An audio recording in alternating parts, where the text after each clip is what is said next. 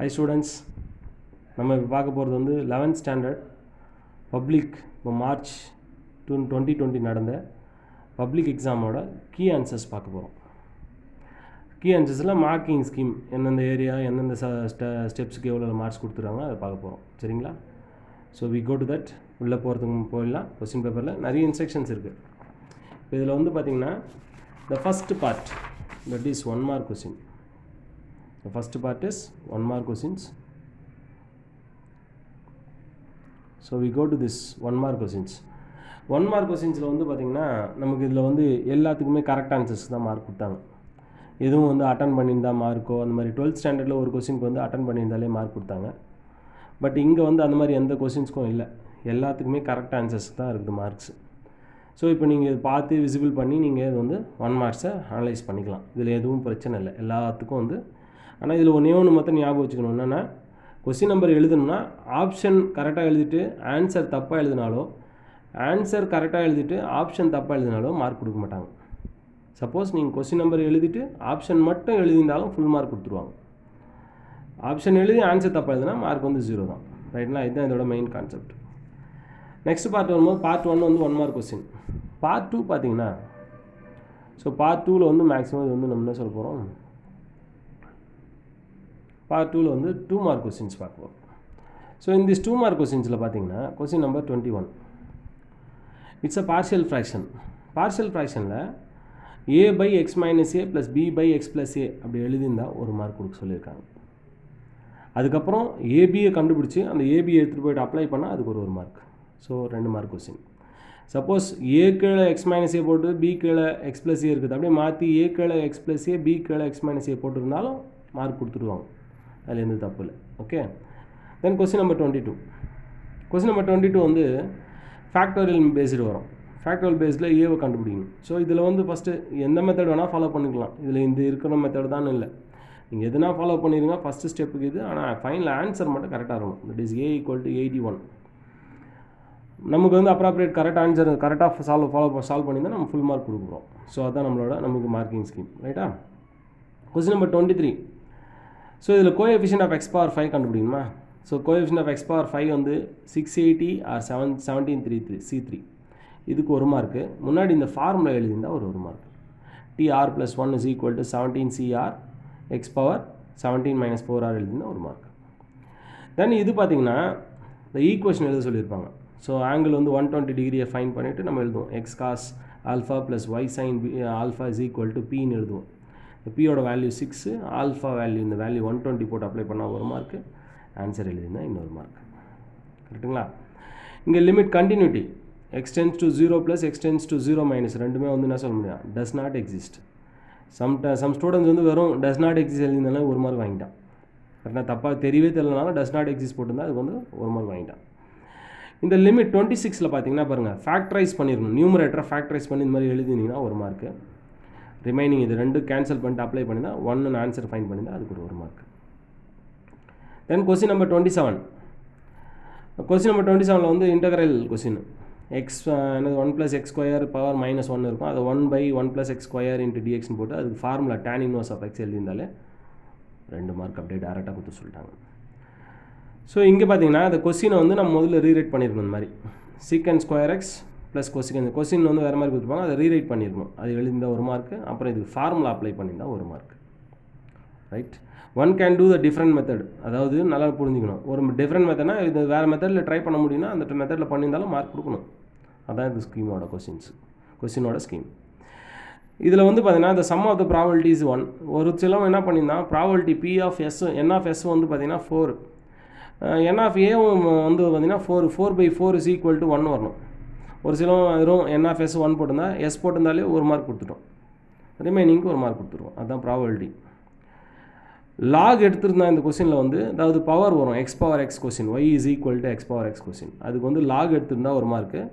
அதுக்கப்புறம் டிஃப்ரென்ஷியேட் பண்ணியிருந்தால் அதுக்கு மிச்சம் ரிமைனிங் 1 mark. ஸோ 2 marks முடிஞ்சிருச்சு. we go to the 3 marks part. So 3 marks part போகிறதுக்கு 3 marks part போகிறோன்னு வச்சுங்க.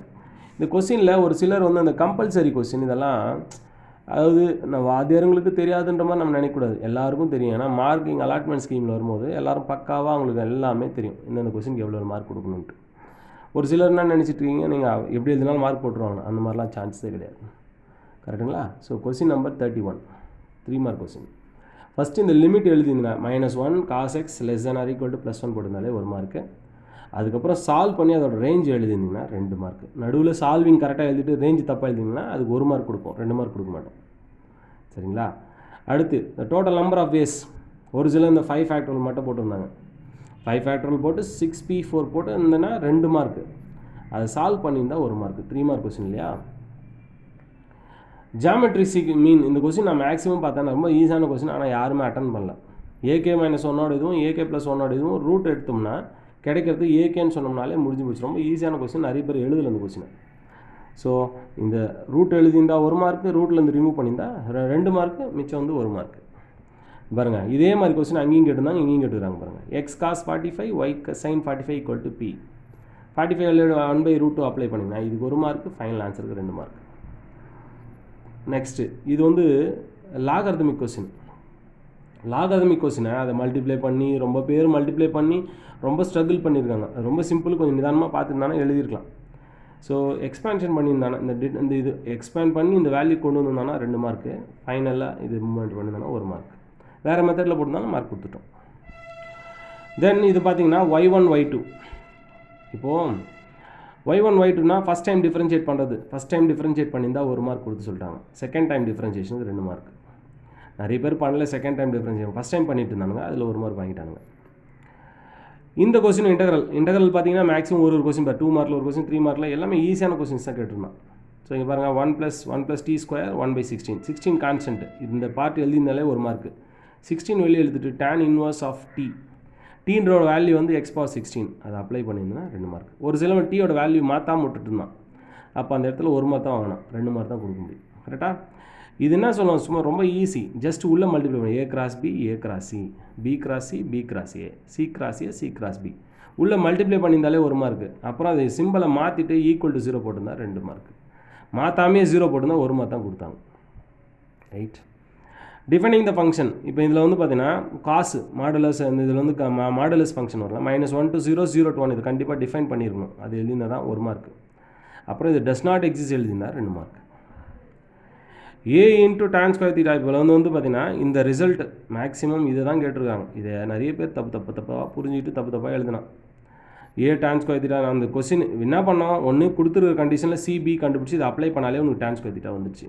ஆனால் இது எந்த மெத்தட் போட்டிருந்தாலும் நாங்கள் மார்க் கொடுத்துட்டோம். இது அப்படியே எழுதினாலும் சரி, இந்த B இந்த பக்கம் மாற்றி எழுதிட்டு இந்த சொல்யூஷன் கொடுத்துருந்தாலும் பண்ணோம். இல்லை டேரெக்டாகவே BC கண்டுபிடிச்சி அதை எடுத்து வந்து அப்ளை பண்ணியிருந்தாலும் நாங்கள் ஃபுல் மார்க் கொடுத்துட்டோம். Okay, so we go to 5 mark questions. So 5 mark கொஸ்டின்ஸில் பார்த்தீங்கன்னா 41A. இது ரொம்ப நிறைய பேர் கன்ஃபியூஸ் பண்ணிட்டாங்க. இந்த 4x -4x அது வந்து தப்பாக போட்டிருந்தாங்க. என்ன சொல்ல முடியும்னா, இது கீ ஆன்சர் எல்லாமே கரெக்டு, அதில் எந்த ஒரு பிரச்சனையும் கிடையாது. கீ ஆன்சருக்கு ஃபுல் மார்க் கொடுத்துட்டோம். கீ ஆன்சரில் வந்தது எல்லாத்துக்குமே full marks. So f(x) frame பண்ணியிருந்தால் 1 மார்க்கு, g(x) ஃப்ரேம் பண்ணியிருந்தால் 1 மார்க்கு. இந்த FOGக்கு மட்டும் 2 மார்க் கொடுத்தாங்க. GOFக்கு 1 மார்க். ஏன்னா இது நிறைய பேர் தப்பு பண்ணதுனால அந்த ஏரியாவில் 2 மார்க் கொடுத்துருந்தாங்க. ரைட்? அடுத்து இது 41B. வெறும் ரிஃப்ளெக்சிவ் சிமெட்ரிக் டிரான்சிட்டிவ் ஈக்குவலன்ஸ் எழுதியிருந்தாலே என்ன சொல்ல முடியும், 3 மார்க் வாங்கிட்டாங்க கொஸ்டினில். ஆனால் டிரான்சிட்டிவ் மட்டும் எல்லாத்தையும் சால்வ் பண்ணோம், டிரான்சிட்டிவ் மட்டும் கொஞ்சம் எக்ஸ்ட்ரா 2 மார்க்ஸ் கொடுத்துருக்காங்க. ஸோ அந்த வேர்டு ஒன்றும் பிரச்சனை கிடையாது, கரெக்டாக தான் பண்ணிட்டு இருந்தாங்க. 42A 5 mark question. இந்த கொஸ்டினை ஃபஸ்ட்டு நியூமரேட்டர் = 0 போட்டு ஒரு சிலர் இந்த வேல்யூவோட நிறுத்திட்டு இருந்தாங்க. அந்த வேல்யூவோட நிறுத்திருந்தாலும் மார்க் கிடையாது. அதை லிமிட்டில் எடுத்து எழுதி அதுக்கப்புறம் இந்த கொஸ்டினில் அப்ளை பண்ணிடணும். அப்ளை பண்ணி நெகட்டிவ் பாசிட்டிவ் நெகட்டிவ் பாசிட்டிவ் 4 எழுதுனா 4 மார்க். அப்படியே சீக்வன்ஸ் லாஸ்ட்டாக இது எழுதுனா 1 மார்க், 5 மார்க். நெக்ஸ்ட் இது எல்லாருக்கும் தெரியும், இது கொஞ்சம் பெருசு. ஒரு சிலர் தான் சொன்னேனே, ப்ரூவ் தட் ஷோ தட் வந்தால் டக்குன்னு பிடிச்சி அதை எழுதிட்டான், ஃபைனல் ஆன்சருக்கு 1 மார்க் வாங்கிட்டான். அதுக்கு மேலே சால்வ் பண்ணியிருந்தால் ரிமைனிங் இந்த ஏரியா எழுதியிருந்தால் 2 மார்க், இந்த ஏரியா எழுதியிருந்தால் 2 மார்க் கொடுத்துரும். அது ஒவ்வொரு ஸ்டேஜுக்கு ஏற்ற மாதிரி வரும். திடீர்னு ஒரு சிலவன் சிம்பிளாக போடுவான், ஒரு சிலவன் எக்ஸ்டென்ஷனாக போடுவான், அதுக்கேற்ற மாதிரி மார்க்கு கொடுத்துருக்கோம்.